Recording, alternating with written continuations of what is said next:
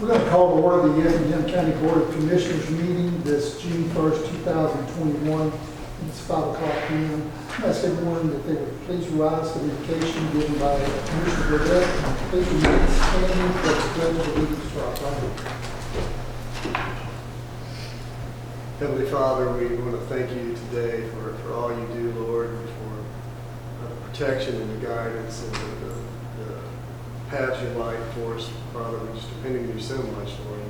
You deliver time and time again, Lord, and we're just so grateful for all you do. We pray that everything we talk about and do today will be glorified by you in some way, Father. And we pray for protection and peace for everybody here tonight, Lord. We pray we're able to look through things and discern them in a way that will be pleasing to you, Father. In Jesus' name we pray. Amen. I pledge allegiance to the flag of the United States of America and to the republic for which it stands, one nation, under God, indivisible, with liberty and justice for all.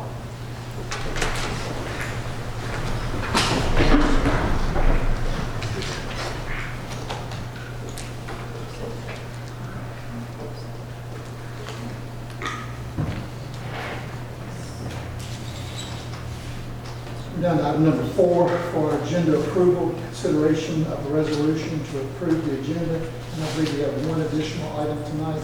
Yes, Mr. Chairman. For you commissioners, you have a revised agenda, which includes as new business number 15, consideration to approve change order number 2 with copper construction related to design changes at the New County Administrative Complex. This will be an addition under new business number 15. If there are no additions, is there a motion to approve the agenda with the addition of item number 15? Second. Motion by Mr. Kiefer, second by Mr. Deloach to approve the agenda with the addition of item 15. All in favor say aye. Aye. All opposed, no.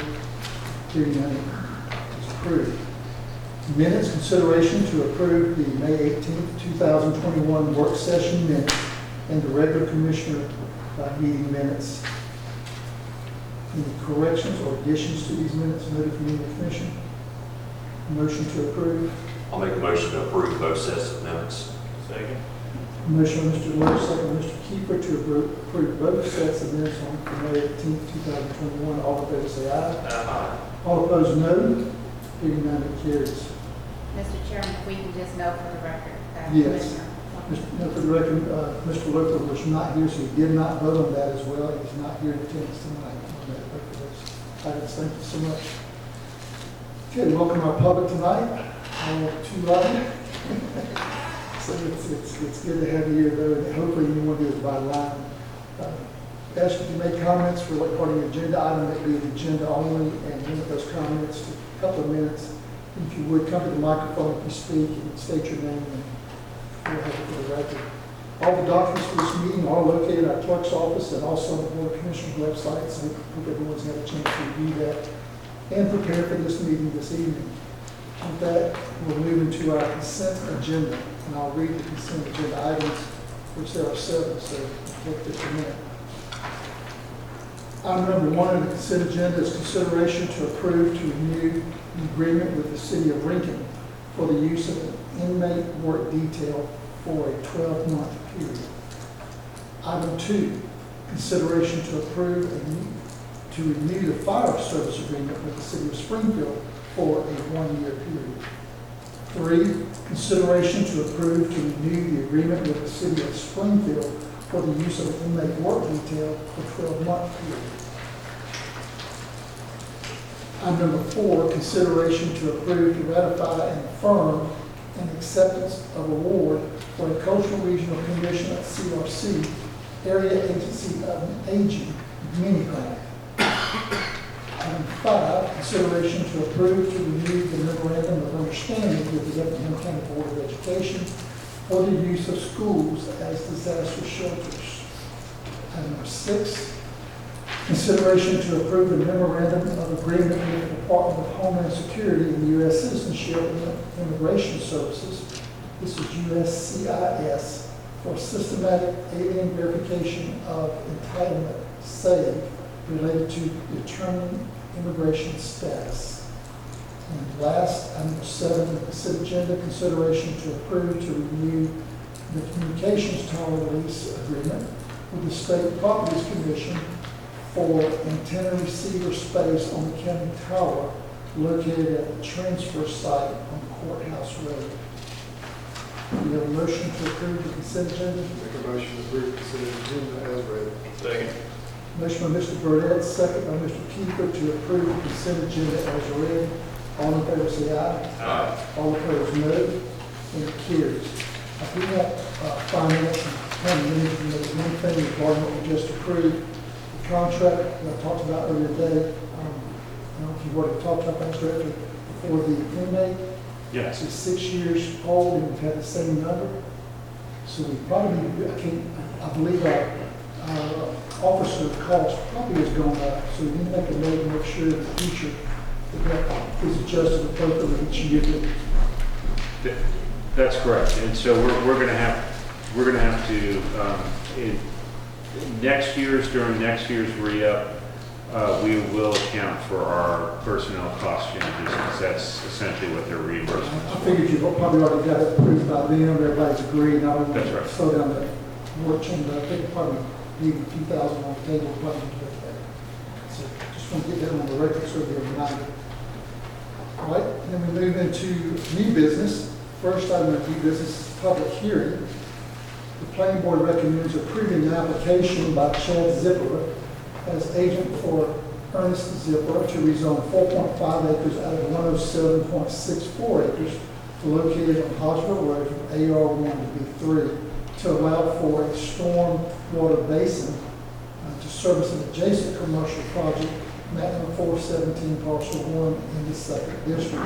So open the public hearing and let Teresa share the information first. So last fall, when you approved the rezoning of 15 acres, this was the concept plan that was submitted, and it showed that the pond was going to be enclosed within the 15 acres, and so we all thought that's what we were going to get. But when the site development plans came in, the pond was actually located off-site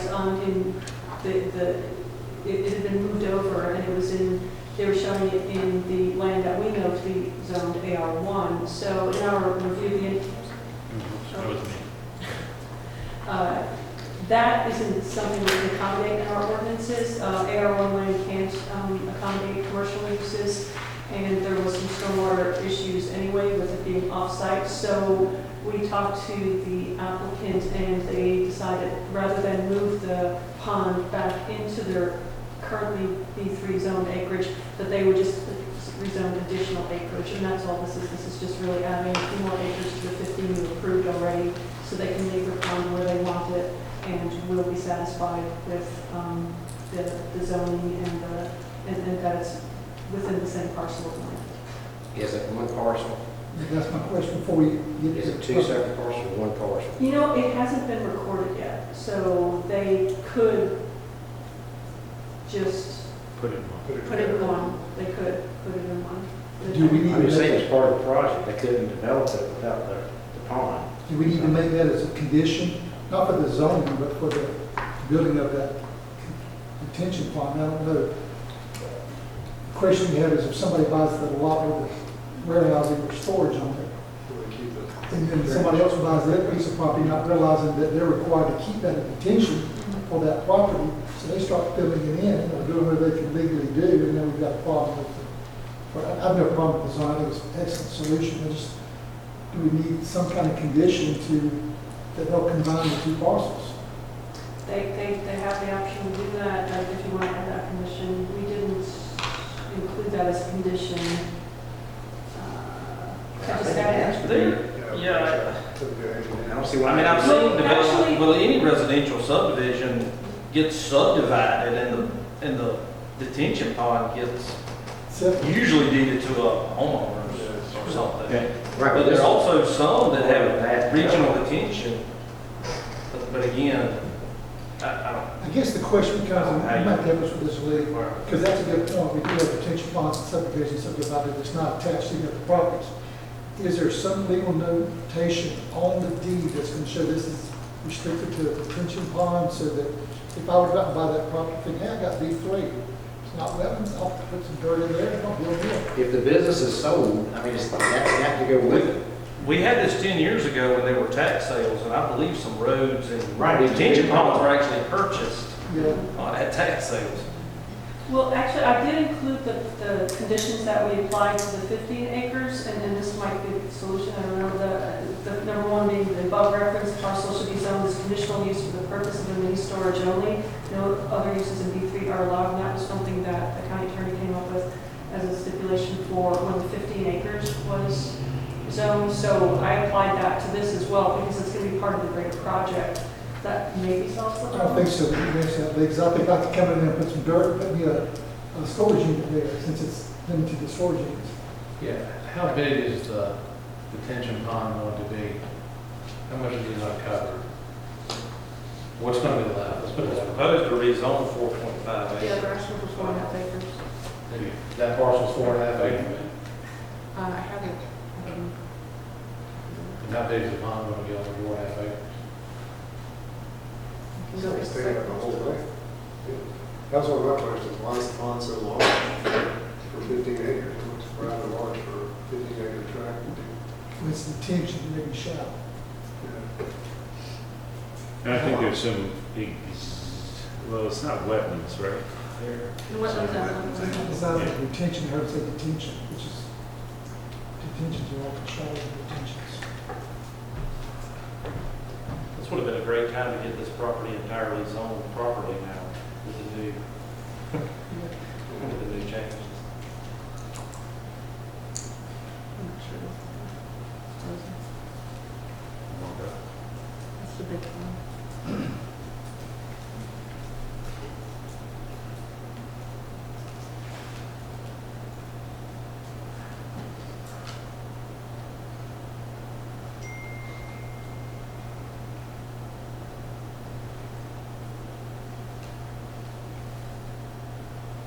So it's really just about the whole Yeah, you can kind of, property.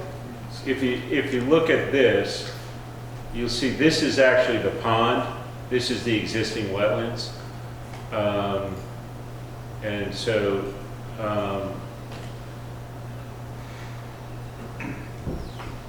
yeah, there's your pond. I don't know if I'm not sure they're giving us, would there be, is there somewhere I can look for the address on it that doesn't? Not Well, I mean, you could do construction it- plans. it's a 15-acre site. Can you zoom out? Yeah. Did they not want to recombine it though? I mean, did they want to keep it separate, or did that come up? It did not come up with them to keep it separate. My conversations with them were to, was under the assumption that everything was going to be combined. The only thought that I had in selling my place is if somehow the business was sold and that wasn't attached in some way, then we got a problem. That's a really good point. I think we probably need to table and talk to them. It should be combined if that's your, Well, yeah, oh well, I wish it was here, Can we approve because the reason we're having a special Conditions meeting. for you to second reading next time? you can approve it with the condition that it be recombined, because that's what we think the intent is. Yeah, It'll have to go to the next meeting anyway to get Yeah. approved with the condition. and then they know they've got the blessings of the commission, they can start moving forward with what they have to do to get it done.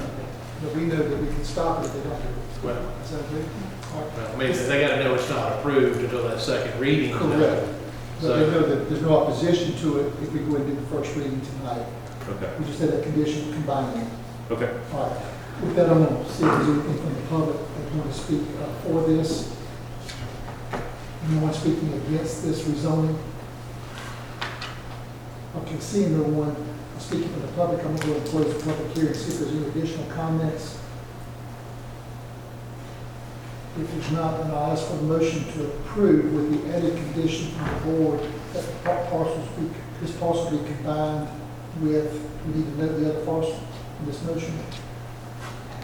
They all still have the same parcel number. There's 4171. There's been no subdivision as of yet that I know of. So we Now that approved we it, own yeah, so we approved it, we approved to have it a portion of the property to be rezoned, but they never executed that.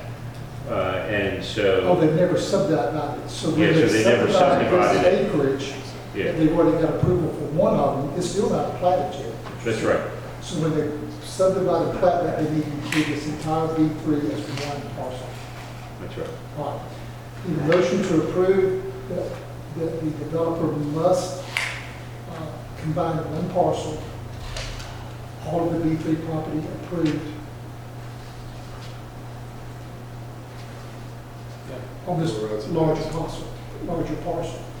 So,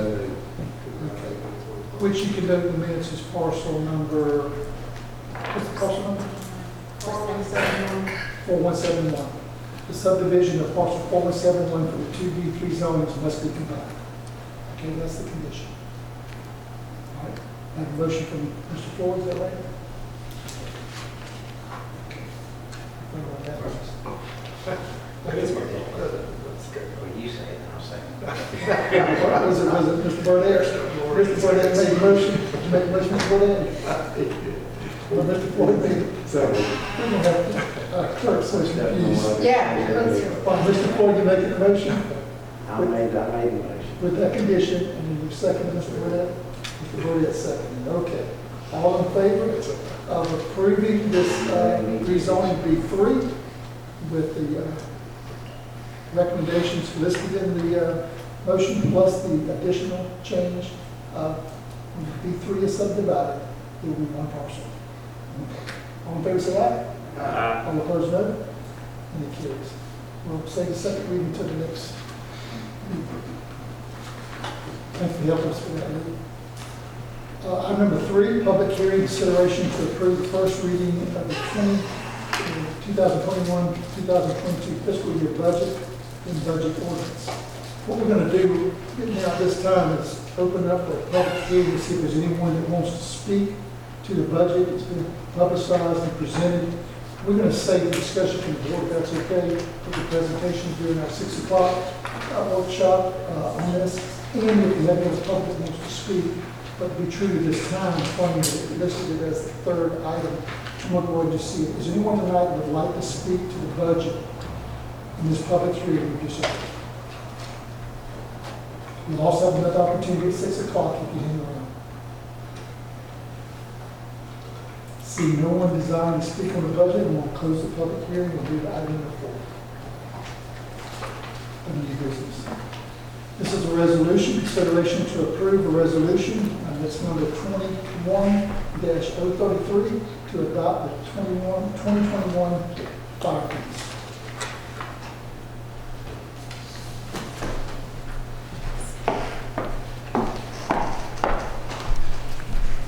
Good evening, Christy Carpenter, Finance Director.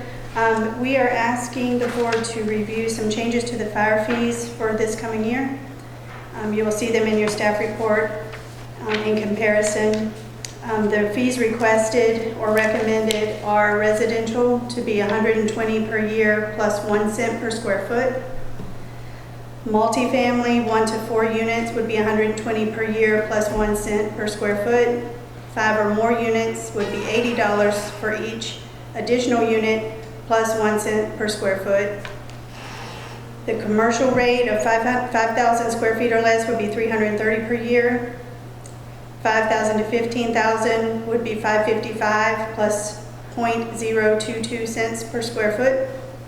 More than 15,000 would be $830 plus 0.022 cents per square foot. Industrial would be $660 per year, up to 5,000 square feet. 1105 up to 15,000 square feet plus the 0.028 per square foot. Up to 1 million square feet would be $1655 plus 0.028 per square foot.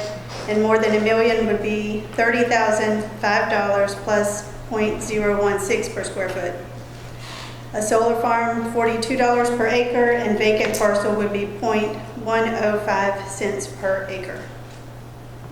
Staff is recommending approval, which is alternative number 1.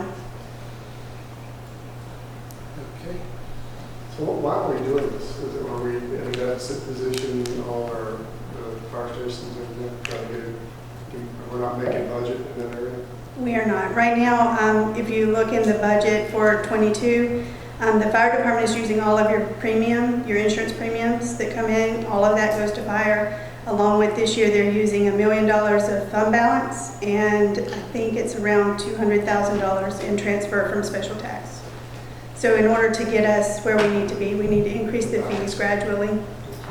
And I I know think you that- did it last year as well as asking.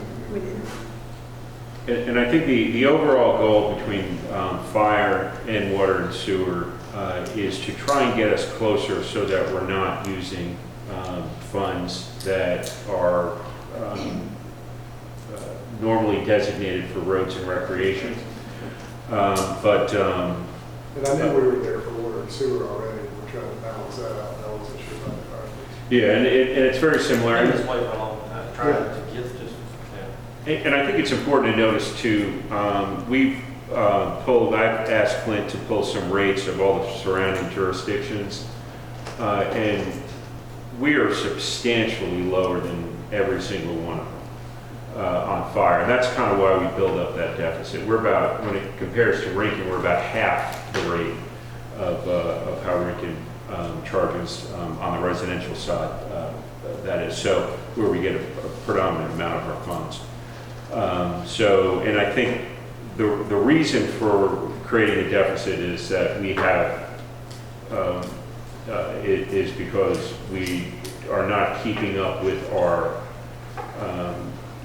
fee schedule. It's a lot easier when some of these jurisdictions have millage, and that of course goes up every year, where fee schedule basically, unless you're adding a residential unit that wasn't there the previous year, you're not getting any sort of additional funds. So we are still going to be the lowest, but this will help us cut the deficit a little bit.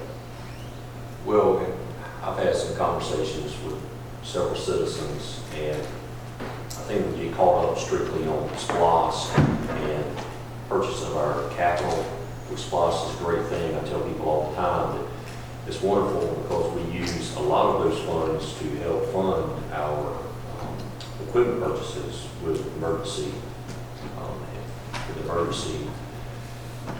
units and with public safety.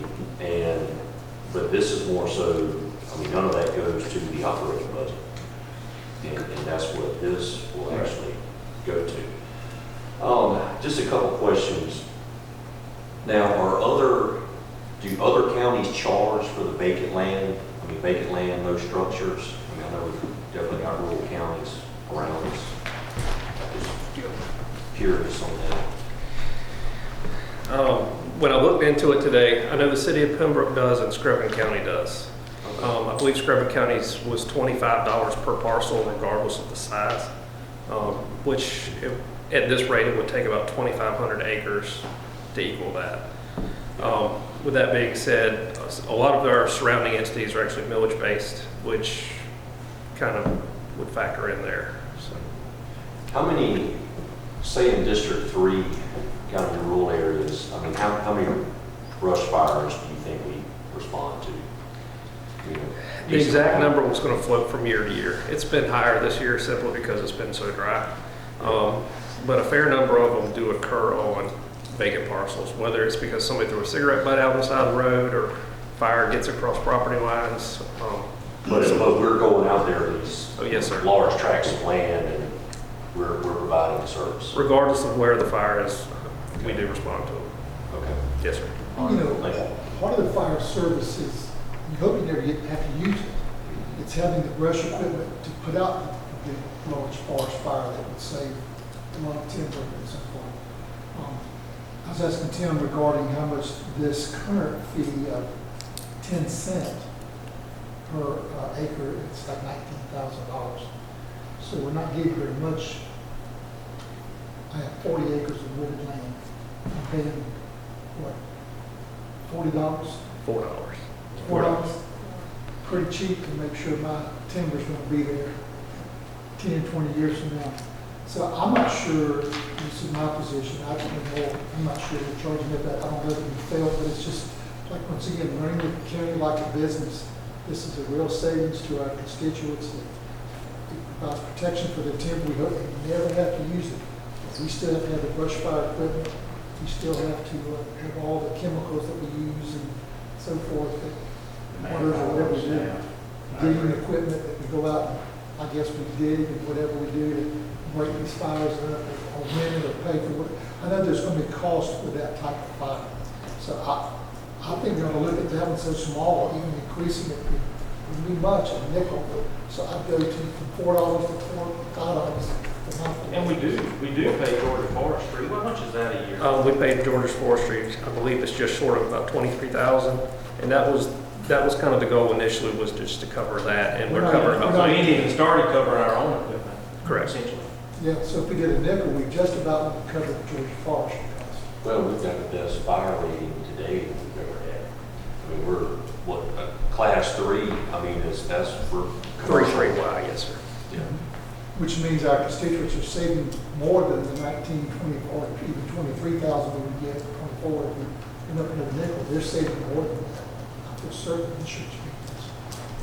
So, it's not much, but I'd recommend we increase that one fee at least up to a nickel. I mean, why even bother if you're going to go up half a penny? So, But I mean, regardless of the savings on the insurance, we've got a darn good, department. yeah. And I've seen it in action. I recommend we do that. If anybody would do that, when it comes time for motion, not right now, we're still just considering it. But the other thing is, I think I mentioned it today, I would really love for us to look at the industry, go into maybe some of the commercial, even to the fire loads. Particularly our industry, they can carry more of this burden than they'll probably carry even now. And it's something we can negotiate if the major industry comes in. It's not controlled by the IDA or somebody else. You can put a higher fee, but you can always back off of it, but you can't charge more. So they come in with something that's chemically oriented or more dangerous for our firefighters, or requires the ladder truck because it's so tall.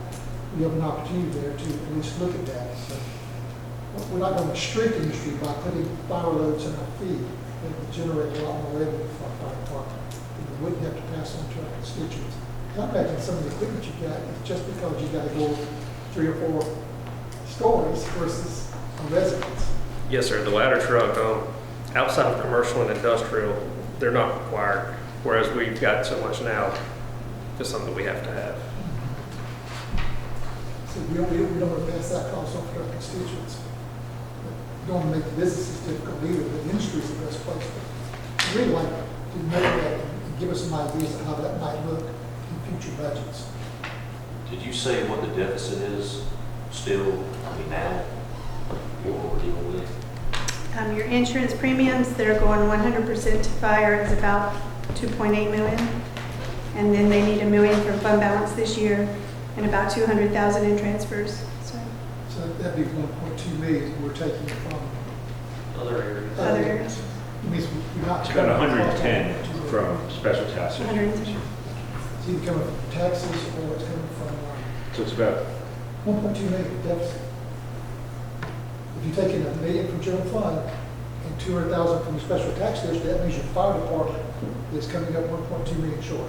we're taking $1 million Well, we're from. taking $1 million from their fund balance, from fire's fund balance. Well, yeah, fire department has an independent fund balance, about $1 million, because we've been putting the money, some money aside for these larger capital projects like Guyton. We've got to build a fire station according to the contract, and the Hodgeville station has gotten delayed because of factory delays with the So building. we've been putting money in the fire department to cover future capital expenditures. Right. So we've got $1 million in fund balance there, we're going to use Still it. need another 200,000. And then we need another 100 from special tax district. And then we use 100% of the insurance premiums, which could go to the special tax district, and use 100% of those, which is 2.8 million. So in reality, we're looking at somewhere about $3 million this year of expenditures that are not coming from fire fees. So how much is just the operating, taking out the capital projects? I mean, we're still at that 1.2 shortage every year, just on the operating? When you're operating, I would have to go back and look at your budgets to give you those exact numbers, but every year you're using all of your insurance premium to them, and that could be used for some of your other special funds. Yeah, So the goal would be to make fire more independent of those funds, so you have more money for your water and sewer, your wastewater treatment, things that that money can go to.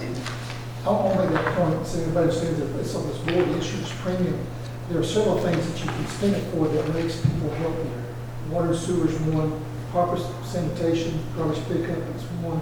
Fire is just where it is the easy, no-brainer always gets. But these are other expenditures that the unincorporated pay services for. Right now, we're making water and sewer and sanitation pay for itself. We don't use any insurance premium tax, but it does contribute to the health, and you do get better insurance premiums when you're overall, there's an ISO that you have, but there's an overall ISO that we get as a county that really helps with the rates people get charged to. And it's based on, do you have good water? Do you have sanitation and so forth? There's a whole lot more. It has the square footage of our buildings and all too that it can't as well. There's a lot that goes into this other thing. We don't use any of our insurance premium currently to defer the cost of any operation of fire. So I just say that to say, even if you were breaking even, you're not making other services pay all the costs, and the fire's not paying all of its costs.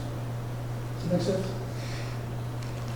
I don't think we're breaking even, but if we were, it still might be a reason to try to get the fire fees up a little bit, the cost of it's a little more self-sufficient, like sanitation, like water and sewer, and other insurance premium tax fundable services. And to answer the question on the budget, right now, fire fees bring in about $2.3 million. Total this year, we're spending $6.5 million, but keep in mind that $1 million of that fund balance amount is kind of going towards these one-time capital expenditures. So, you know, in reality, the fire fees we're collecting is funding basically less than half of what our annual operating cost for the department is. The rest is made up of mostly from the insurance premium, but obviously we're also getting revenues from the fire fees assessed by Springfield and Guyton as well. So. Do we have a lot of SPLOST funds in there as well with these capital projects, or? We did on the Hodgeville fire station, but the Guyton fire station wasn't really contemplated when we did SPLOST. So that's why we're using the fund balance for that.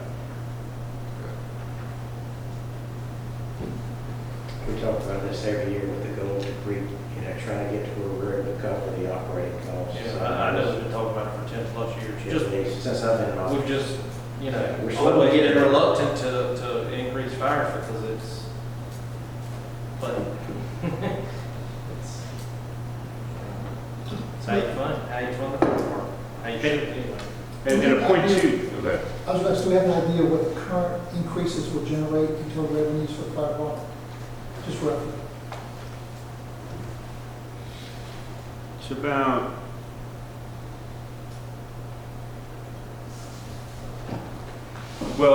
this includes like growth as well, but we're expecting an increase of about $250,000, excluding Guyton and Springfield, in additional fire fee revenues. A portion of that, keep in mind, is growth. When a property gets subdivided and a house gets built, obviously, it now comes subject to the fees. But most of that is the fire fee increase. So it's about maybe a 10% increase as a result of the fee increase. It's going to result in a 10% increase in our fees. All right, that's a lot of good discussion. I'll just reach out to the board for a motion to move over discussion. Well, I know I'll catch a lot of heat from my district. I know I didn't vote for it last year, but looking at the numbers in the large deficit, and we are responding to fires in rural areas. So I mean, I think there's a service being provided. And we do have the lowest rating now we've ever had, and that costs money. And, I'll support it this year. So are you making a motion to approve as presented, or you want to add the nickel to the landing fee as well? Are you just mobilizing? I'm just vocalizing my support and the reasons. I don't know if I really want to go to the nickel, but with the 10.5%, I mean, I would be fine Okay. this year. Well, we need a motion. I'll make a motion for that, or we want to, I'll make a motion to approve the fire fees as presented here. Second. need somebody else? Somebody. Had a motion from Mr. Deloach, seconded by Mr. Burdette, to approve the fire fees as presented. All in favor, say aye. All opposed, no. And let the record show that Mr. Floyd voted no. So we have 1, 2, 3 yeas and 1 nay.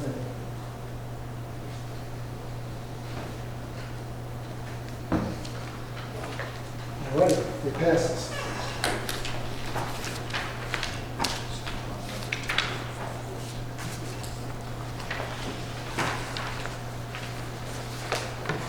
Item number 5, consideration to approve resolution 21-034 to adopt the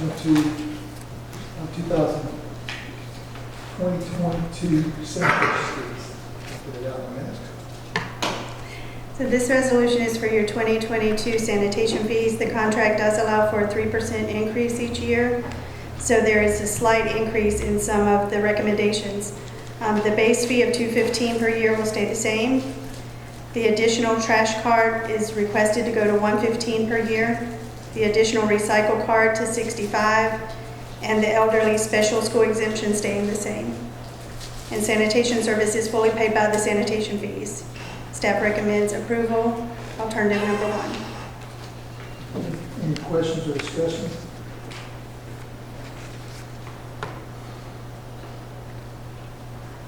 We're covering all our costs and sanitation with this? We are. Okay. Any administrative overhead? Yes, sir. The motion for alternative 1? Make a motion to approve alternative 1. Second. Motion by Mr. Burdette, second Mr. Floyd to approve alternative 1. All in favor say aye. All opposed no. And it carries.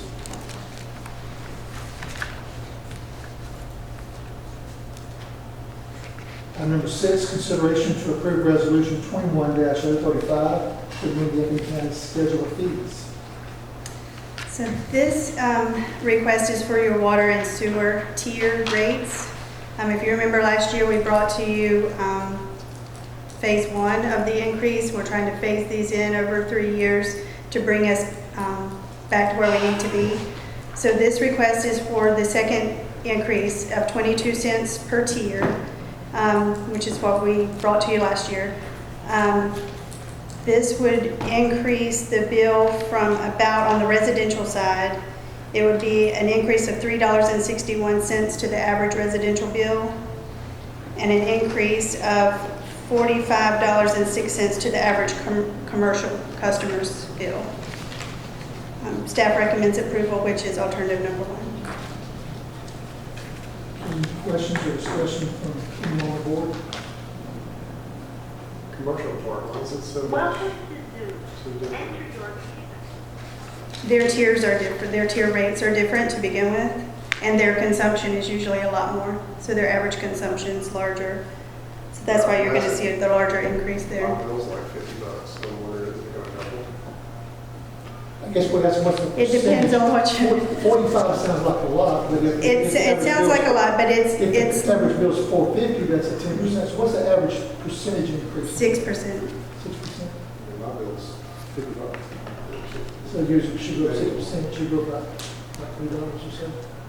No, it's going to add 44. No, that's to an average bill. That's the average bill. Oh, and overall. I'm using it, That's what I was asking. That's what I was asking, what the percentage was. You're obviously well below the average bill. Hey, just so you know, I may not here, but I got a water bill elsewhere, it's $60 for residential. That's just water, no sanitation, no sewer, Wow. $60. When I got that water bill, I thought, wow, that's so bad. It's really not. But it will go up if we don't get some resolve. I just said, needs to be aware, if we don't get some resolve, one day we'll be hostage. So that's why we're looking at alternative sources and so forth. Because one day that will be us having $60 water and $60 sewer bills. And we want to be talking about commercial. Any other discussion? Got a motion to approve alternative one? Make a motion to approve alternative one. Second. Motion by Mr. Burdette, second Mr. Floyd to approve alternative one. All in favor say aye. Aye. All opposed no. And it carries. Thank you. Thank you. Item number 7 is the final plat. Consideration to approve the final plat for Honey Ridge Place consisting of 5 lots located on Honey Ridge Road, map number 273, parcel number 2. So at the last meeting, you approved to rezone this acreage to AR2. And at the time, I told you we'd be back for a final plat. They're subdividing 5 parcels, which makes it a major subdivision. These are all on Honey Ridge Road. There's no new infrastructure. It'll be well and septic. So there's nothing to convey. There's no bond. There's no deed, warranty deed. They're simply asking for you to approve the final plat. And staff recommends approval for this one. Any question or discussion on the board? So a motion to approve alternative one? Make a motion to approve alternative one. Second. Motion by Mr. Deloach, second by Mr. Kiefer to approve alternative one. All in favor say aye. Aye. All opposed no. It carries. Number 8, final plat deed. Consideration to approve the final plat and warranty deed for Park West Phase 5C consisting of 40 lots located off of Noel C. Conway Road, map number 419, parcel number 2 in the 2nd district. In this case, they are conveying infrastructure, and as usual with Park West, they're conveying water, sewer, stormwater, and roads. And there is a bond which has been approved, a bond for $60,965, which is 10% of the total cost of construction of that infrastructure. The sidewalks will be constructed. They've made a note in both the deed and the final plat that so that is set going forward. EOM inspected the infrastructure, they've reviewed the plat, staff reviewed the plat, the county attorneys approved the deed, and we're recommending approval, which is alternative one. Any question or discussion? Motion for alternative one. Make a motion to approve alternative one. Second. Motion by Mr. Burdette, second Mr. Deloach to approve alternative one. All in favor say aye. Aye. All opposed no. And it carries. Item number 9 is a contract. Consideration to approve contract 21-29-001-2 with Wingate Construction Incorporated for the replacement of the Highway 119 field one lights. Good evening, Commission. I'm Eric Larson, County Engineer, Assistant County Manager, in for Allison tonight on this item. This was a contract for construction of new field lights for the backfield at the 119 complex to replace lights that had quit functioning and are being removed. This went through 2 rounds of bidding. We withdrew the first one to clean up the specification, add more detail to the bid as a result of the questions from the first round of bidding. The second round of bidding was done back in March. We had 4 participants at the pre-bid. However, on May 20th, we received 1 bid. We have verified the bid. It's good. The proposal's solid, and we're recommending approval for $314,800 for the construction of lights at that ball field. Is that 2 fields or just one? Just one. It does build infrastructure into the complex that will serve the second field when the second field is built. So there is some cost in bringing the power in and the controller for the system. But then when the second field's added, it wouldn't be another $314,000. There'd be some cost savings there. Is the pole in the lights? The pole and the lights in the control system. It's the same system that's the Musco system that's used at the Clarence Morgan complex. It's kind of the 21st century of lights. You don't simply just flip a switch. These are controlled with iPads and do a lot of fancy things. They track the ball to provide lighting in the field based on the movement of the ball. It's quite impressive, the proposal that was put together. No one can say I lost it in the lights. Yeah. All right. Any questions or discussion regarding these bids and proposal? Motion for alternative one. Make a motion to approve alternative one. I'll second. Motion Mr. Deloach, second Mr. Burdette to approve alternative one. All in favor say aye. Aye. All opposed, no. It carries. Item number 10, consideration to approve updated indefinite delivery contract. It's IBC acronym for Black and Beach Corporation, CHA Consulting Incorporated, and Kimley Horn and Associates Incorporated for engineering and architectural services. It's Eric Larson again. Earlier last month, you approved the IDC award to several consultants, including these three. Black and Beach, CHA, and Kimley Horn all requested exceptions to our standard contract document. Most of them involve indemnity clause, record auditing, default provisions, termination clause. It's really quote unquote legal ease. Lee has reviewed all those changes and approved those, and staff supports those changes and recommend the amendments to those three contracts for those three consultants. Any question or discussion? Motion for alternative one. Make a motion to approve alternative one. Second. Motion by Mr. Floyd, second Mr. Burdette to approve alternative one. All in favor say aye. Aye. All opposed, no. And it carries.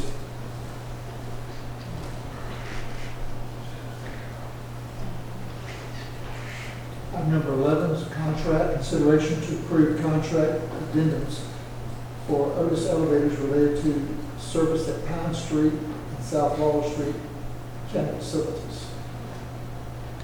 Again, this is Eric Larson. Our current contract is for the elevators at the Justice Center, or the Judicial Center next door, and our new administration building that's currently under remodel. There's 2 elevators in that building. This is a renewal of that contract for 5 years. For that extension, they've offered a 7% discount on their services. And it's a renewal of their contract with us for those services. We did an approval of an elevator contract down there just recently. What was that about? I don't remember. We did something with the elevator company not too long ago. It may have been for that building since it was a new acquisition. This is a renewal of those same services for 5 years. Must have been just an inspection of it or something, or some contract we Oh, approved. there was something wrong with it. Yeah, the elevator was on It was It was repair. maybe? repaired. the, yeah, I think it was a specific repair. I apologize. I'm pinch hitting for Allison, so I don't have the history on this one. But this contract is for routine inspection and as needed on-call services for repairs. Any other questions or discussion? Motion for alternative one. Make a motion to approve alternative one. Second. Motion by Mr. Burdette, second Mr. Deloach to approve alternative one. All in favor say aye. All opposed, no. It carries. Item number 12 is a contract, consideration to approve to renew the contract with Spatial Engineering Incorporated, Bright Spot, for GIS services. Again, this is Eric Larson. We started a contract with Spatial Engineering for as-needed GIS services in November 2019. This is an annual contract.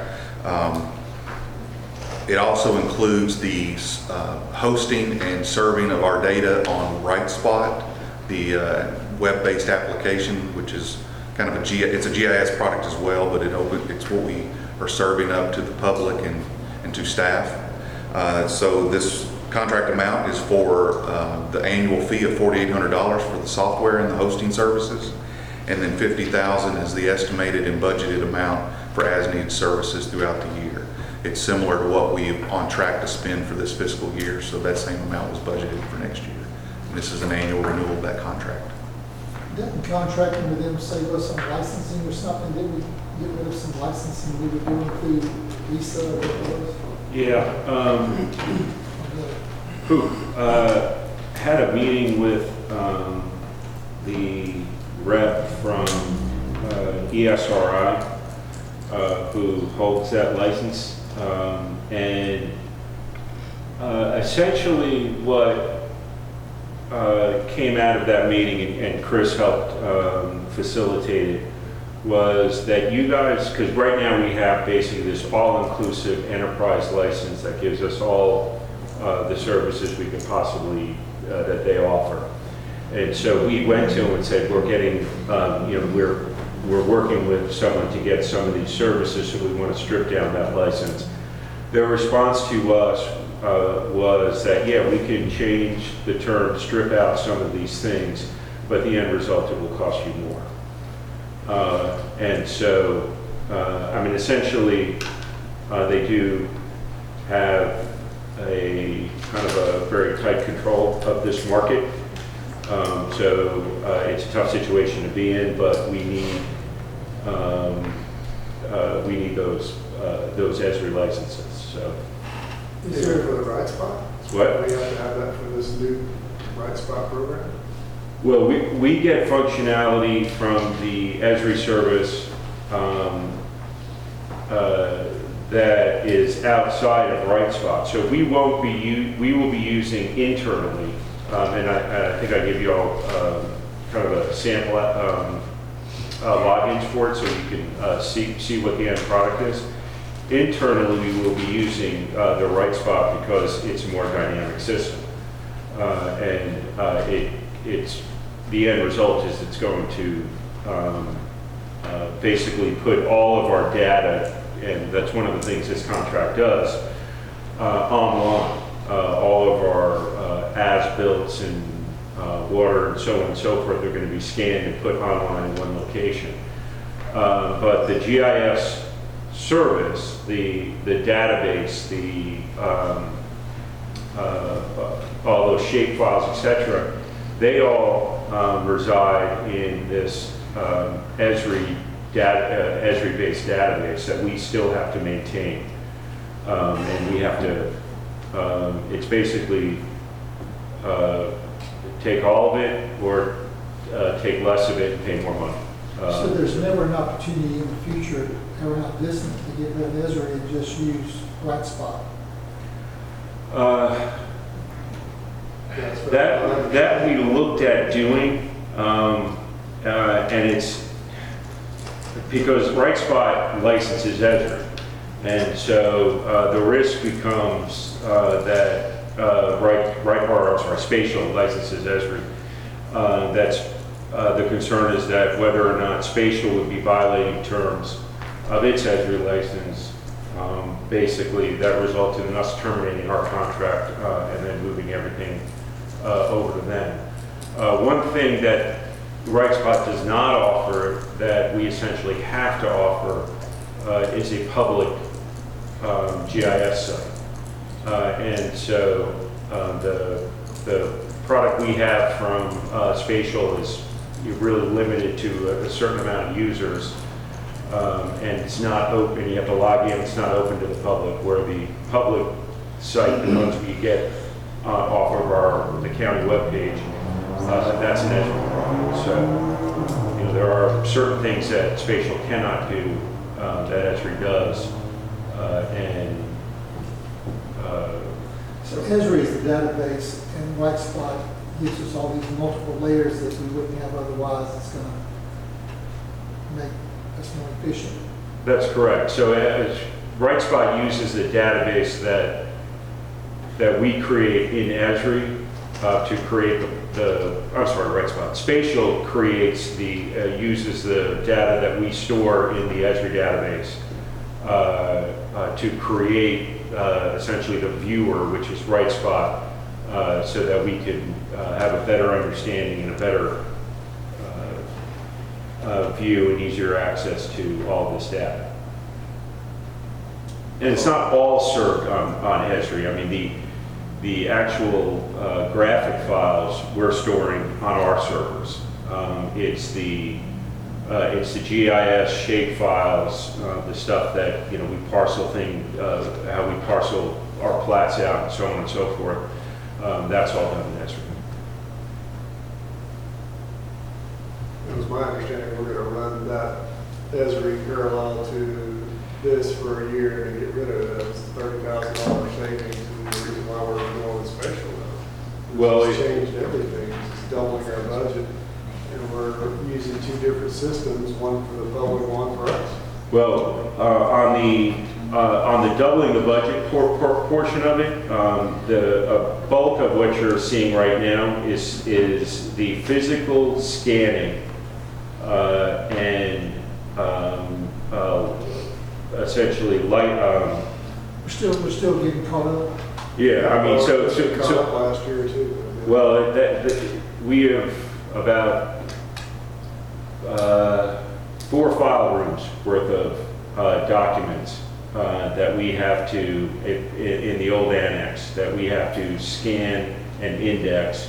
And then once it's scanned and indexed, then they'll actually take the old material, put it in a tube and properly code it so that we know where to find the physical copy in the future. Right now, it's just kind of all thrown in there in these multiple locations. This is not just over at the annex, it's also over at Public Works, and it's also our building plans located in the basement of the Judicial Center.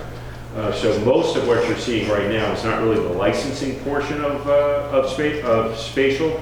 It is basically the subcontract for the scanning and indexing of all of that physical data that we have sitting at these locations. And in actuality, we didn't spend the spatial money. We spent, I think, less than half of it because we got caught up. We got kind of backlogged in this whole scanning process. So we're basically taking the amount that we didn't spend and then asking to carry it over in this new contract. But Let me ask you to do this for the second time, because we probably need to, if the board will approve it. Because we're not going to ever make a change, but we don't want to make a change now because we're too much going on, too much growth, too much documentation.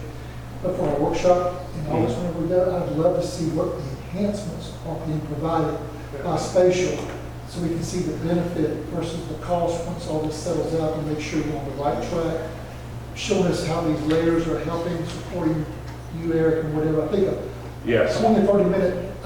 And I think the timing would be perfect for that, because we should actually have some results from this in there, where you could actually see some of these subdivisions. We have some subdivisions in there, but Well, we have new stuff, are we at least getting that in there? yeah, and we're doing that digitally, right? So we don't have to physically scan it. It's just automatically going in there. It's really the old stuff that's, we want to just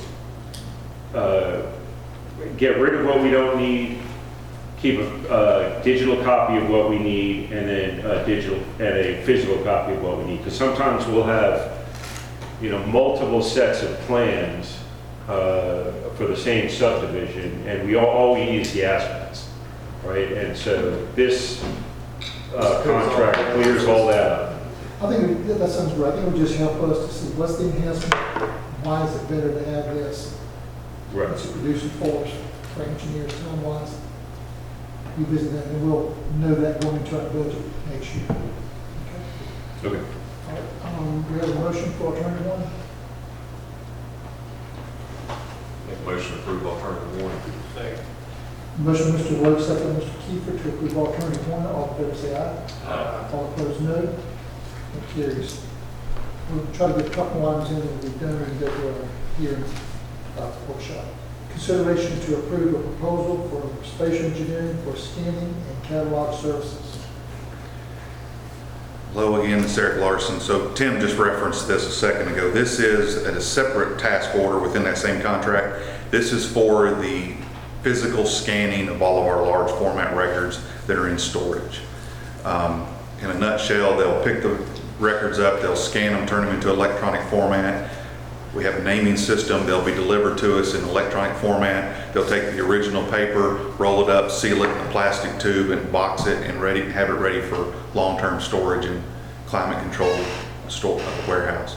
And that's the bulk of that. And it's for all of our large format. I'm going to say that again: large format drawings, plans, etc.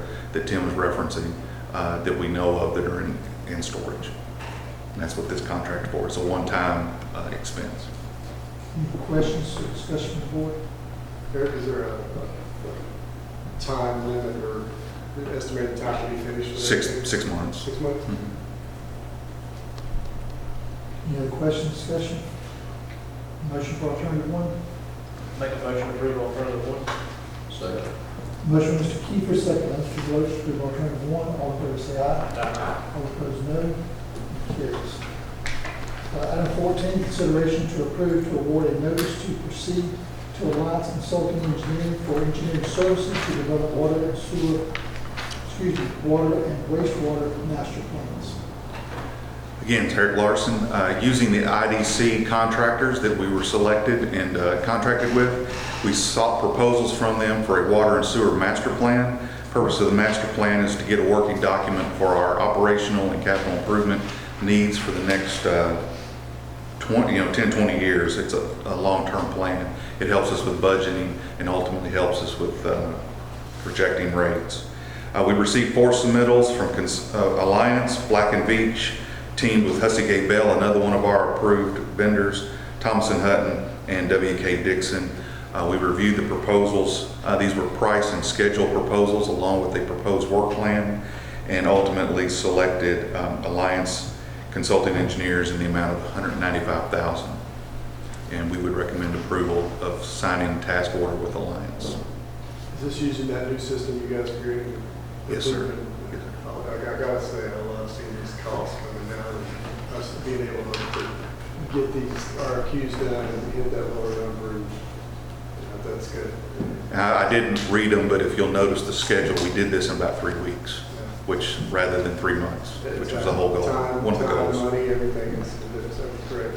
And it was substantially below budget. Yeah. Yes, sir. Exactly. We're doing it this way, I think. This is not modeling. Created something that works well. We've already done modeling. This is not modeling. This is future planning for everything. This includes the modeling. Well, modeling the future or the current modeling? It will complete the existing model, Okay. and it will help us with our future conditions model. Okay. So, Sounds good. That's correct. Any other question, discussion?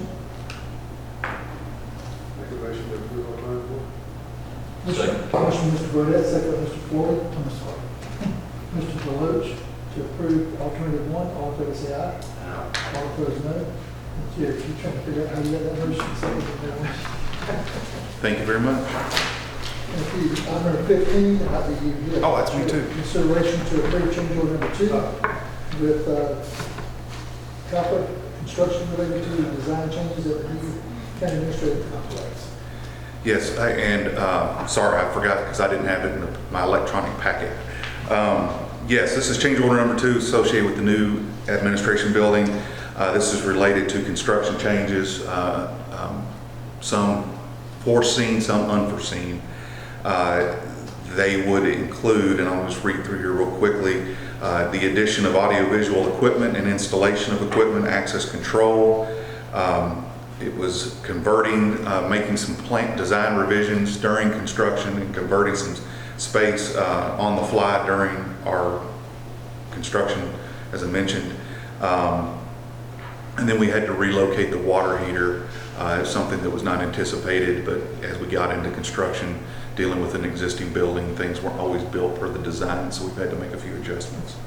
The resulting change order is 176. A bulk of that, if you read through the packet, is the audio-visual package and the access control package, which was not in the original contract, so it's not, that kind of a magnitude of a change as far as so much of adding services.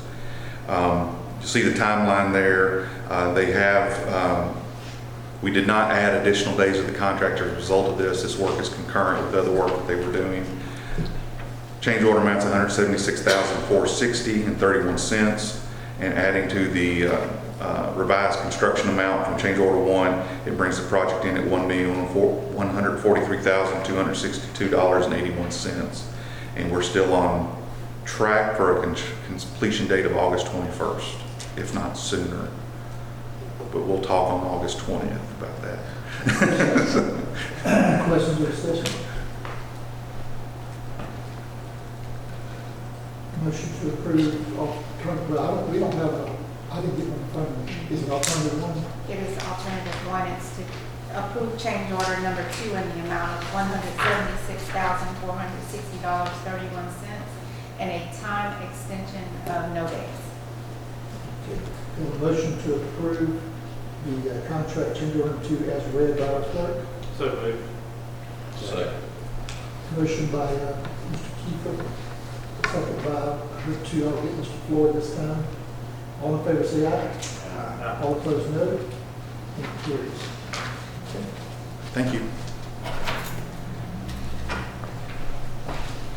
All right, that completes our regular business. We'll come back to reports and we'll go ahead and move to a workshop. I think it's advertised as a workshop, is that right, for the budget?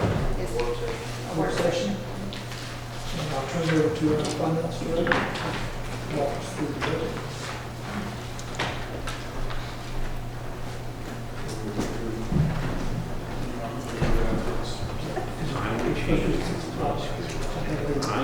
Somebody 10 minutes, I think we're going to say.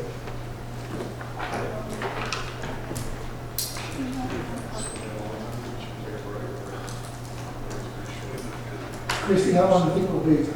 You have time to take a little bit of a break if you want. Because you got to get. I've got to set All it right. up. While she's getting tooled up on the computer, let's take a 5-10 minute break. The restrooms just tomorrow. We'll come back.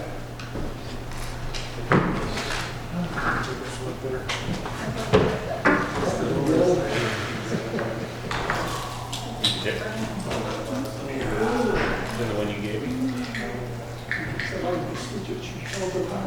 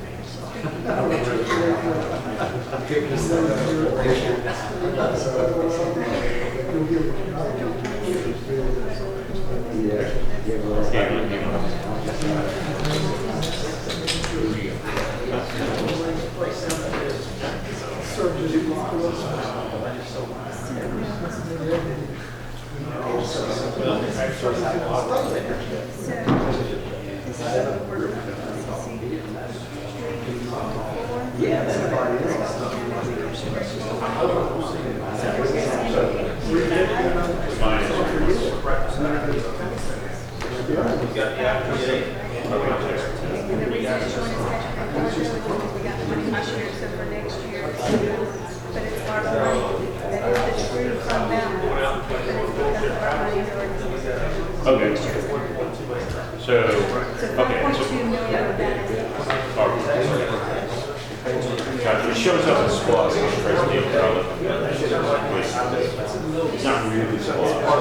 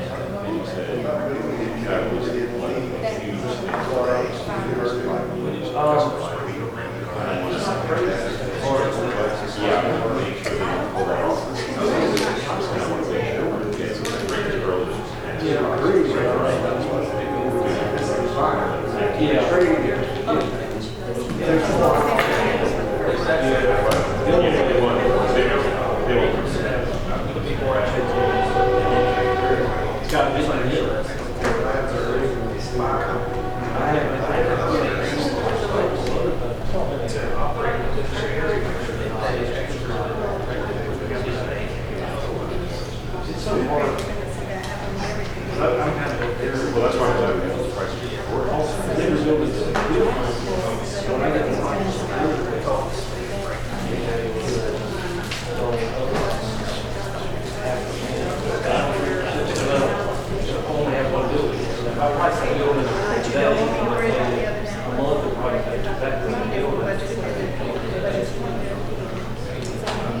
I'm anxious to see.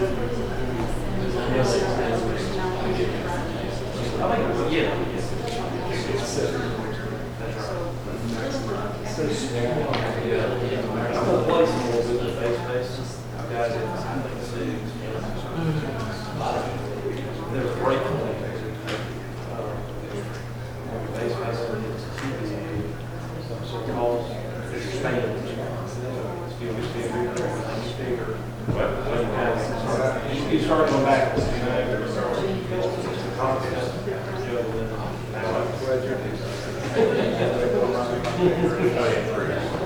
that's how it works.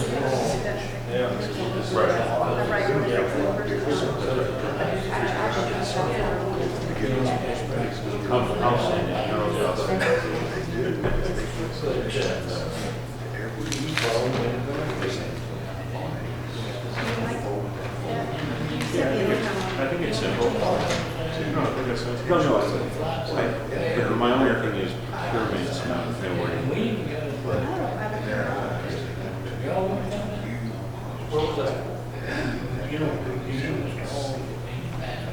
Or you should have.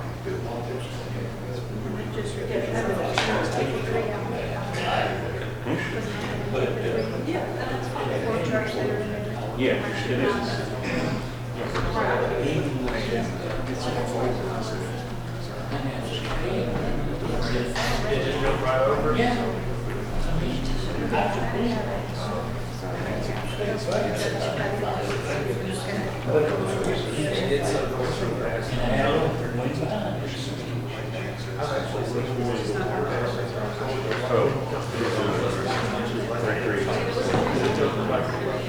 Carson Landscapes is what's doing this. Right.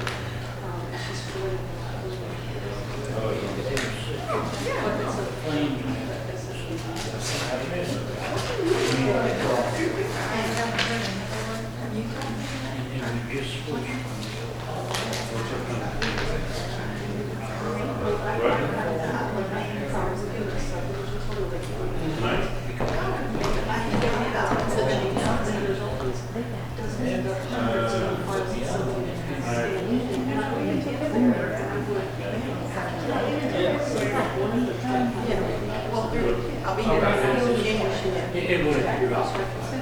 But just so they kind of know why she's here. We're going to start in October. Do it all of it.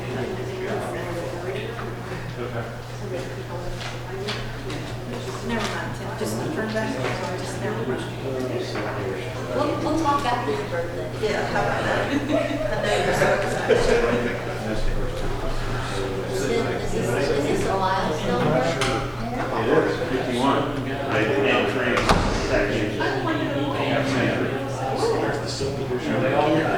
50 doesn't count. Just like 2001 is the first year of the city. That's true. It all started on. Oh, that's not bad. That's okay. I was like, oh.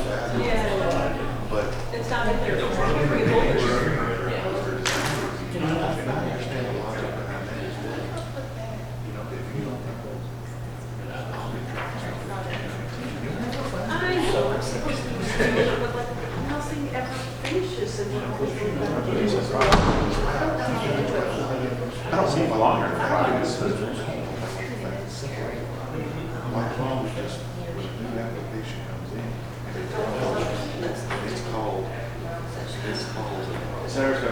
Madeline Brooks. I can't get the full Because it's your birthday, I'm not gonna respond to that.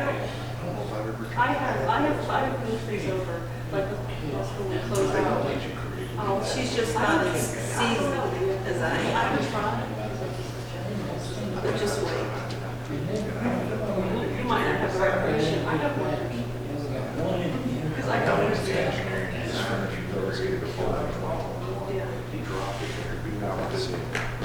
Any word on the bathrooms of the jail? The overhead?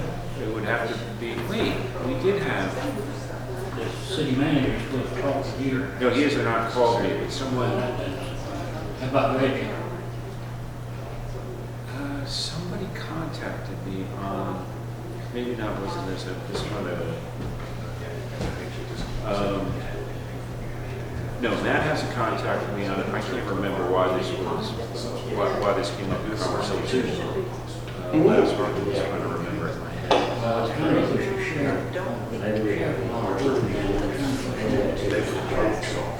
Okay. Oh, yeah, I agree. Split the cost. Better to give back to the Oh, I put the, I mean, there were so many goals hopefully 2 years before we redone the SPOS. So if not, that, the jailhouse was on the SPOS list. But it's, if we could figure out how to do it earlier, that's what I'm trying to figure out. Maybe it was the sheriff brought it up to me, I'm just not sure. county put up some money in the work with it. I don't know. Go to the lake. Oh, yeah. If that would be nice, it would come back more there. She was upset. Oh, yeah, absolutely. Wear a long sleeve shirt on the, it was safe. I mean, we were breaking. Sunday we try to see post. We'll get the one about it.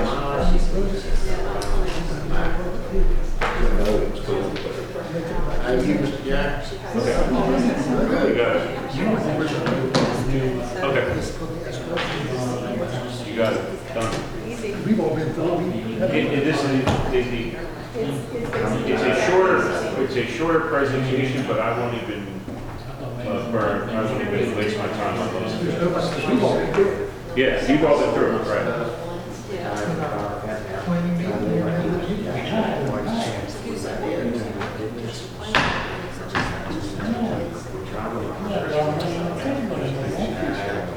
Everybody retires out there, now it's 7, from 6, so I didn't give you your 12 jobs. You last one. All right, here we go. You don't want to. Hello? Okay.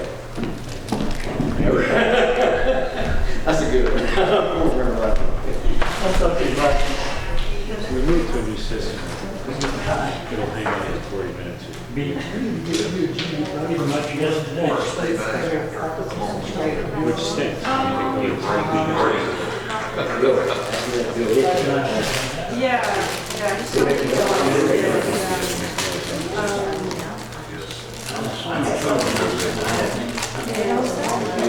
Let's call it, but yeah, I was talking to her about it today. Yeah, someone's provided her, so the district has to go before you have to show operating. Well, then Mike Stewart, when I emailed you, that I looked at. Oh, yeah. So the same thing. But is it like just a staff report, not a final plat, submittal form, right? It's a subdividing or using a lot, right? It's an existing lot, it's actually shifting the lot to make it a little smaller. He thought that was a good concession to offer us because we took so long to make a decision. He's changing the use from recreation to residential. It already had a house there. It already was considered This is the one, my story. Yeah. So it doesn't mean, it just means staff.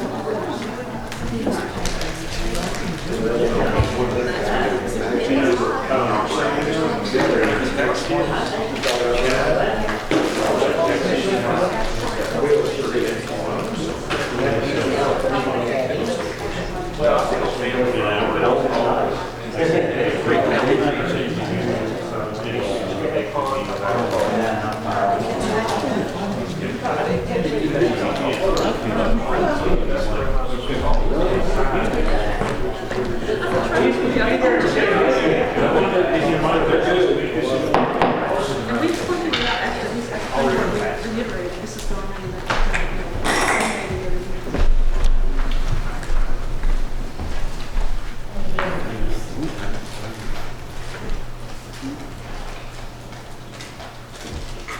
We're going to go into our work session. I'll turn it over, who am I turning it over to? Our county manager to begin the process? Okay. Yeah. We good to go? Good, good. Okay, and so this, we've discussed the budget. This kind of pares down that original 60-slide presentation to only 54 slides. Just kidding. But just a couple of things to keep in mind is that we're still waiting on the final PT32s or the digest. We're pretty confident in the numbers that we see. The salary study, we put aside $665,000 for implementation of it. We think we're going to use every penny of it. And service delivery agreement, which we should be bringing to you at the next meeting as well. Capital request, $44 million. What we recommended for approval is $32 million. That's included in the budget that's in your packet. Just a couple of things to keep in mind in case folks express some concern about this. If you recall at the beginning of last year, when we were doing the budget process, we were just starting COVID. We had no idea what the effects were going to be on revenues, whether we were going to reopen rec or not.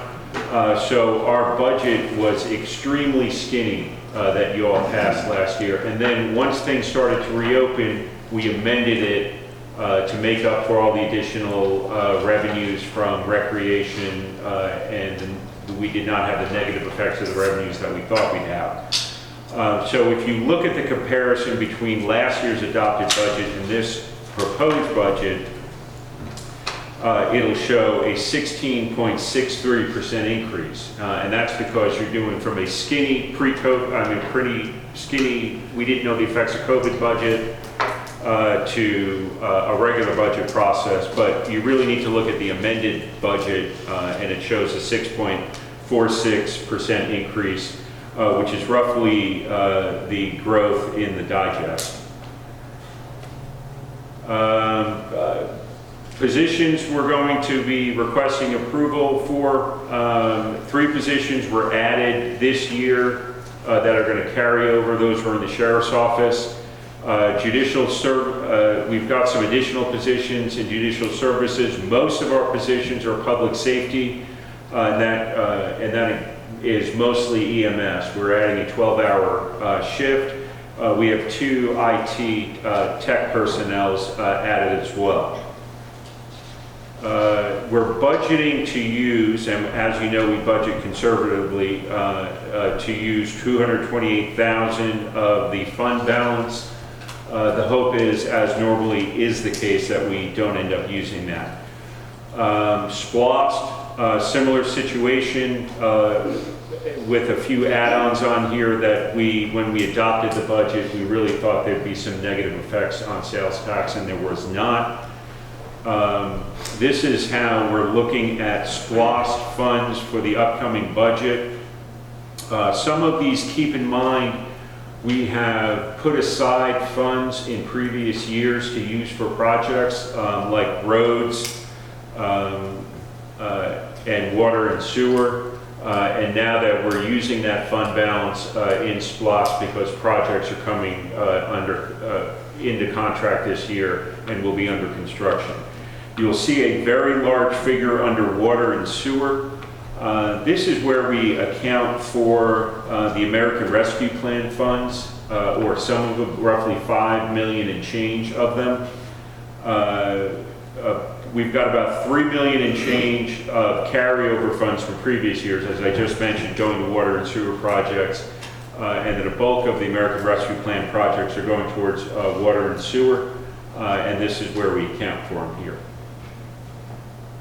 Special tax district, again, we'll be looking at an increase there. And mostly that's a result of the service delivery contract. And as we mentioned when we were discussing fees, these are the transfers that we do from our special service district departments. You'll see development services. Again, we're budgeting to use $124,400 transfer from special tax district. Our hope is that we don't. If we continue to see growth, or even if we see the same amount of growth last year as we do this year, or development, I mean, we shouldn't have to make that transfer. Water and sewer, is that the senior services? Wastewater treatment plant, fire, we discussed, is about $100,000. And stormwater, to address the stormwater issues pending, hopefully a passage, well, not hopefully, but a presentation for a passage of a stormwater utility sometime next year. Before you leave there, is that senior citizens account? That's countywide services.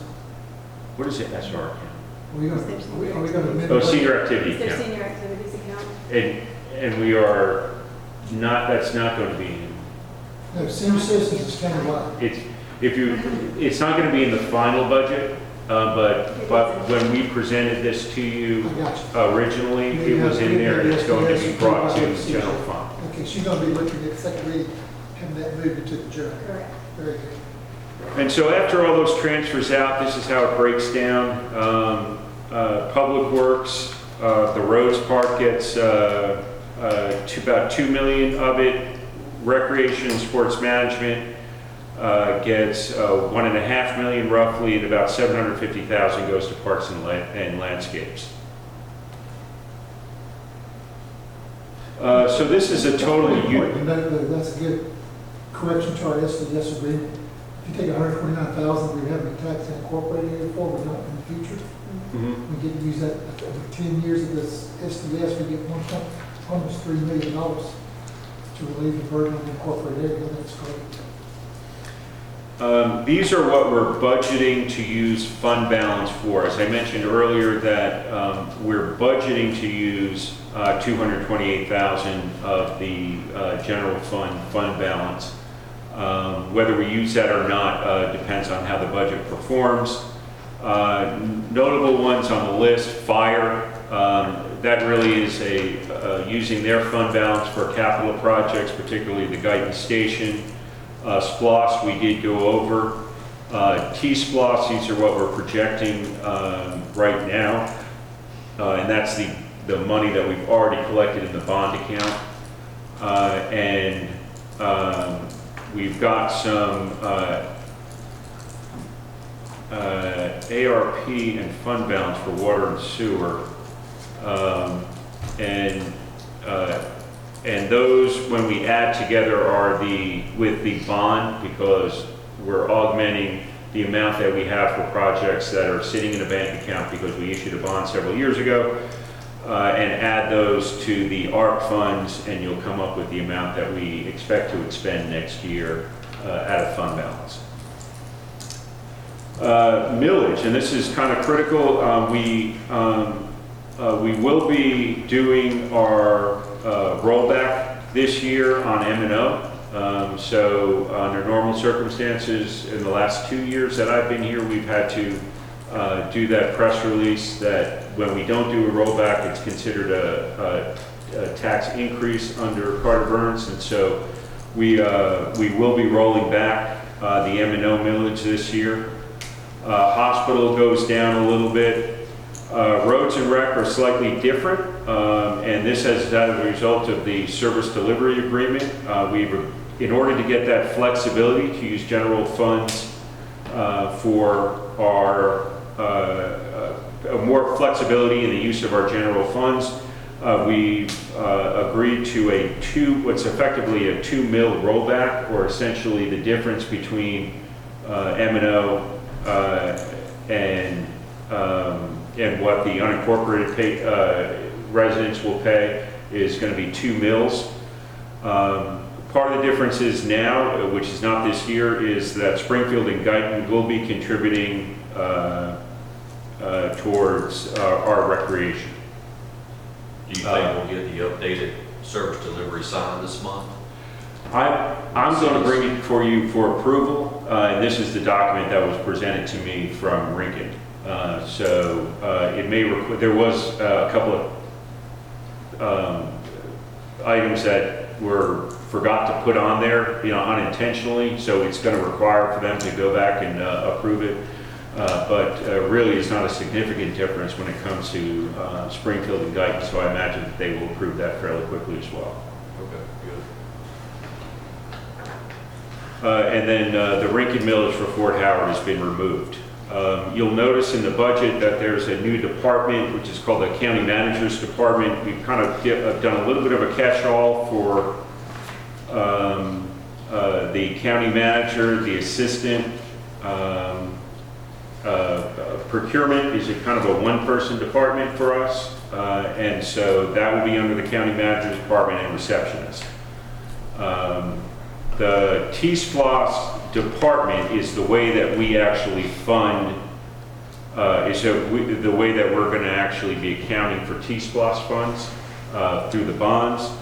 $6.2 million in American Rescue Plan. We will be starting a stormwater utility fund, although we won't have a revenue source for it until next year if we pass the stormwater utility. But we do have to account for it in the budget. And GIS, you can see, was fully for this year was moved from IT to the general fund. Real quickly, no COLA in the budget because we're using essentially that 3.5% that we set aside for the salary study. We imagine it's probably going to take 2 years to implement the salary study. We're going to use that amount to address salaries this year.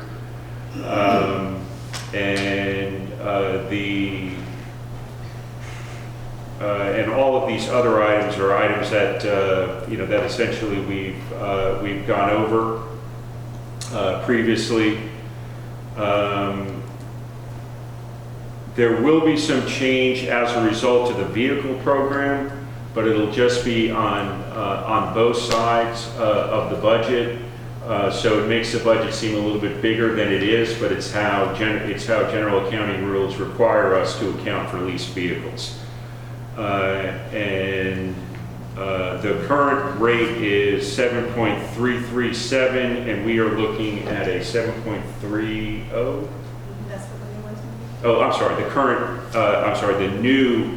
Rollback rate is. rollback rate will be 7.337 mils, which is slightly lower than it was last year. And that's it. May I interrupt you for a minute? Yes. Let him. Sure. Okay. Jack Golden, Clio, Georgia. I just saw that Rankin wants to take out the roundabout. Oh, no. Okay, that's We one. taxed for the roundabout the last 2 years. And they have- That's been paid off, and so that'll be removed from the tax bill. Very good. That just scared me to death. I didn't think it would work, but it sure has. It's a bad choice of words on our part. Take out the roundabout. That's got to think about it. That's what it sounded like. We're going to take out the roundabout. All right. Any questions or discussions from any of our public? We wanted to have that presentation. We had more detail for us a couple weeks ago. We want to give it. public a chance? See no one, I'm going to close this work session and we'll go back and take a motion on the first reading. Now, the resolution, as I missed it, I don't see the issue premium tax has got to be in your resolution, not just your budget. Is that going to be, is it in there, did I miss it? I'm sorry, what was the question? Insurance premium tax has to be in your resolution as well as your budget. The amount, how much you're spending for it. I know it's in the budget, but I didn't see it in the resolution, I just missed it. It's in the resolution to levy. The resolution to levy taxes, that's approved with the PT 32 and 35. When you approve the millage, it's in that resolution. And I just know the insurance premium tax law requires it to be in your resolution and in your minutes and in your budget, all three. So it's in our minutes. During the budget approval or the millage approval? It says resolution.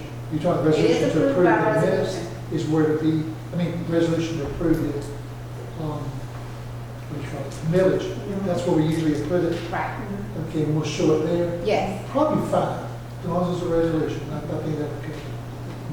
We can make that adjustment if you want us to, but that's where we've always put it in. No, that's where, I knew I'd seen it in the resolution in the past and made sure we did that so we comply with the law. Most counties don't even include it. They're not in compliance, but we want to do it. We want to be. Okay, so that'll be in a different resolution. I can accept that. Is there a motion to approve the first? Mr. Chairman, I want to just comment Sure. on the overall budget, but as far as capital projects, it is a little more aggressive this year. I think it's definitely going to benefit the citizens and employees of counties. I think we're repurposing some buildings is much needed. I think it'll make things a lot more efficient. And I think we're in a fortunate position with our LP fund balance now, because we're actually going through all these capital projects, and we're going to put a lot more into Effingham Parkway, but we do have the funds to take care of that. And hopefully we'll have some possible solutions to bring some additional money. Tim and I had a lunch last week with some folks from DCA. Thinks there's definitely some pots of money out there for certain projects with counties. So we're going to continue to follow up with that and see if we can help get us some needed funds. But just want to say it is aggressive budget, but I think we're going to be checking a lot of boxes. If we do move forward with this budget, I think it'll pay off for us. Great. Christie, you did an excellent job. You still put this budget together. We appreciate what you've done.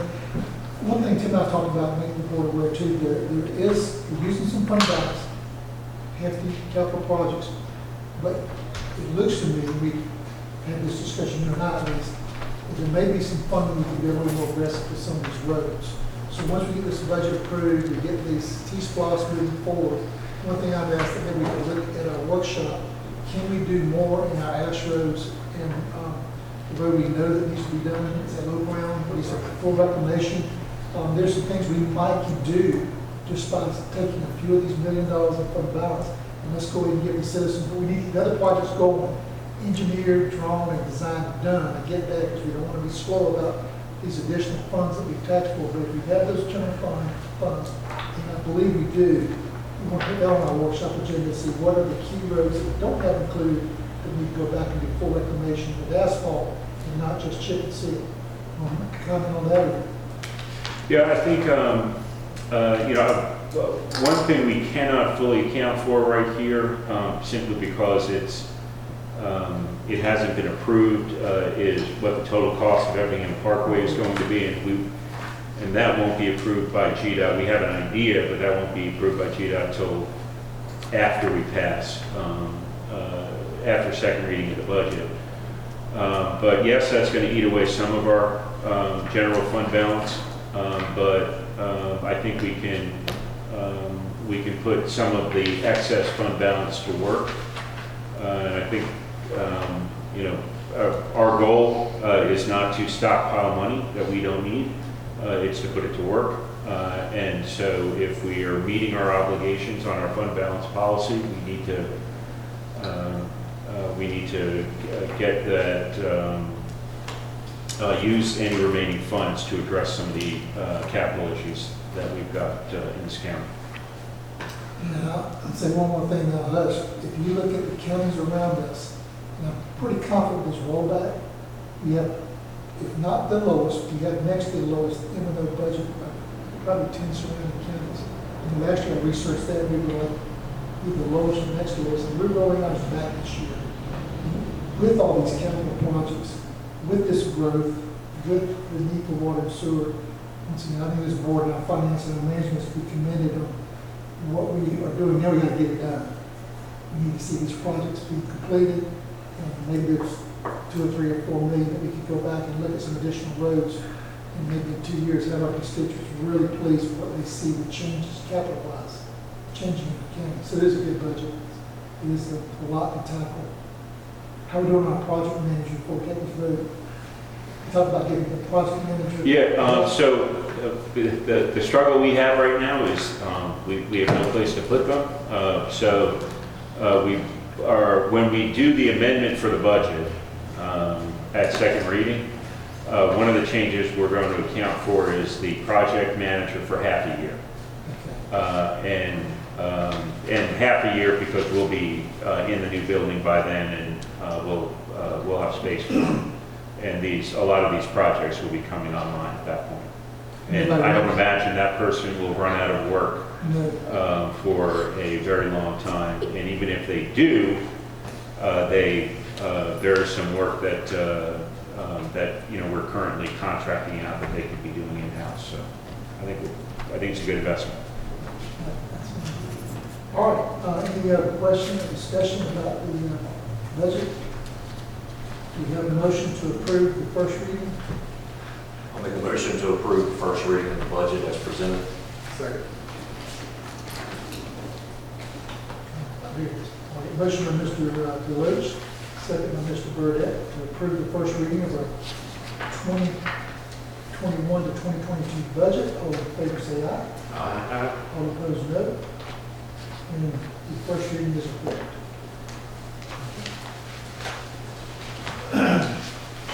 With that, we'll listen to the staff reports. I'll start with the county manager. No, I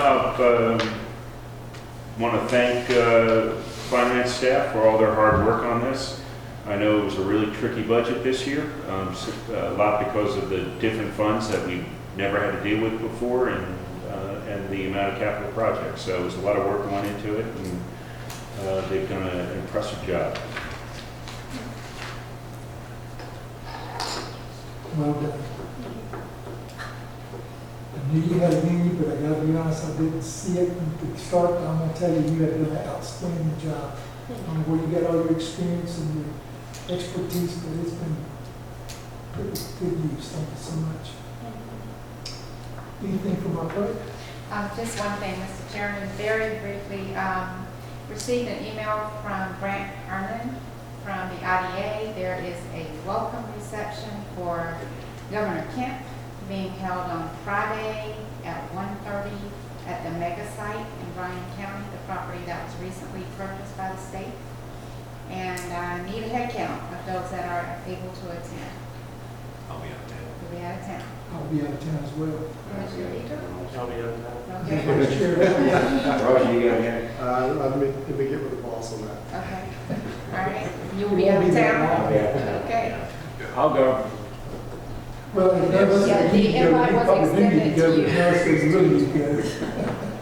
Okay. Somebody needs to be there from there, there. I think we got our county manager and county assistant county manager. It might be attending. Okay, they'll be That'd be there. great. Right, This Governor? As long as there's food, I'll be there. Yeah, just such late notice. I I'll can be make there. the next Too late. possible. I got the email at 10:30 this morning. Yeah, I know it is, and I've got a meeting on it, just scheduled last week. So I've been there. I can't get it out. That's it, that's all I have. So, yeah, all right. Anything from other staff, I'll check with commissioners. We'll go in there. Chris, thank you for the hard work from you and your team. I appreciate all the information you gave me through the process. That was very helpful. Tim, I know I've asked you this question a bunch of times, but I just keep getting hammered with it, as I'm sure the other commissioners do as well. Hey, we've asked T-Splosh, what's going on? You know, we don't see any equipment moving around. I know we kind of talked about it earlier. We've awarded the indefinite delivery contracts, I guess, with different engineering firms, but are we close to get to a point where we're going to start awarding, you know, some contracts out there? So We did award one contract, which was the Blue Jay McCall, which was a T-Splosh contract. And when is the other one? The We are- 25 miles? We are awarding, do I need to stand up with the mic or not? Sure. Putting on the spot here. While he's coming, it might be good to have an update at least every 3 months in the paper, some communication. Yeah, I was going to say, if we could get with Mark, like what you're about to update us on, there's something coming up soon, get with the Herald, Engineering so design complete. just let folks see something, you know.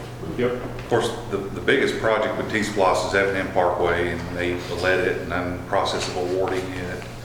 We did award the curb at Blue Jay McCall, and they have their notice to proceed, and they're working on getting the startup on that, like immediately, where they're pushing shop drawings through and all the approvals we got to get, but they have been given notice to proceed.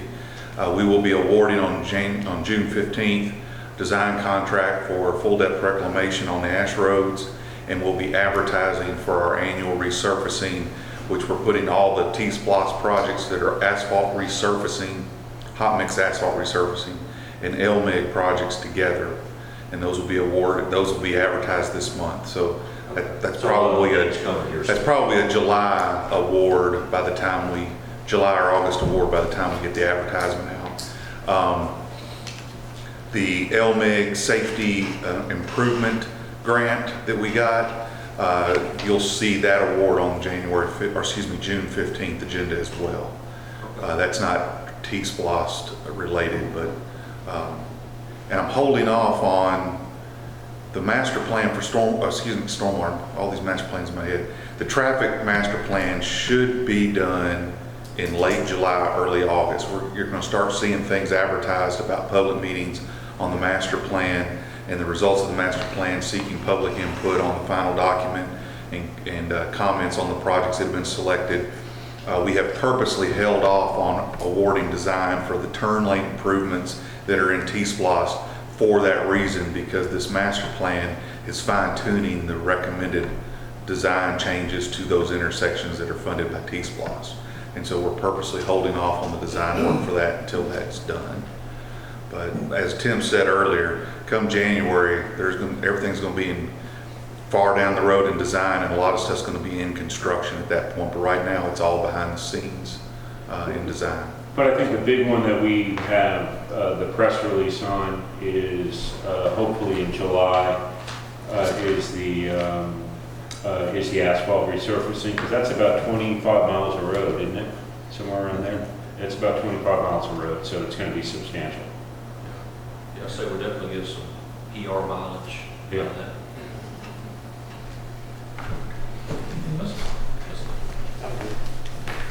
I'm in the same boat as you know, some of the roads. Just a couple of things. Just any updates on Staffordshire? On the back burner. Yeah, I mean, the last meeting we had with them, I think you were in attendance. I don't think we've heard anything back from them. They're supposed to give us some deliverables, but it's been a couple months now. So. What's that? Weren't they supposed to come back with some plans or? Yeah, but that was, I think what's holding them up is them moving forward with their project. And they have not come to us with any sort of plans to move forward with the project, the new phase of it. And so we're waiting on that from them.